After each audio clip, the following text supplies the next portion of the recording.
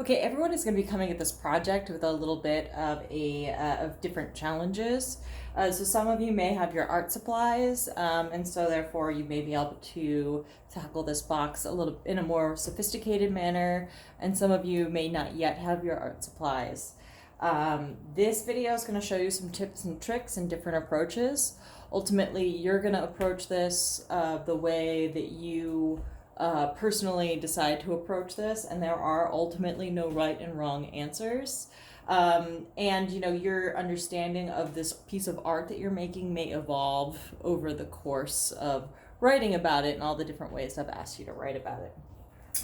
So here's some tips and tricks. The video that I have on there shows you how to make one out of a cereal box. The cereal box method is really great because it is really thin material. He uses an X-Acto knife, but of course you could use scissors, and you can do something slightly different. Of course, he did cover this in gesso, which you may not have access to. If you do have access to paper cement, I'm going to put two bottles available in the green room in the theater, and you'll get a video about that. So if you borrow them, bring them right back as soon as you're done with them so that somebody else can use them too. But you can go ahead and rubber cement just regular typing paper right onto the box if you want to cover it up. That's a much easier way than gessoing the whole thing. Gesso has a great finish, but for the purposes of this class, you could also take wrapping paper if it's appropriate for your project. You could find butcher paper, which is like that brown craft paper. You could, there's all kinds of, you could take magazines and cover it if that's appropriate. You could basically just collage the whole thing if you decided to.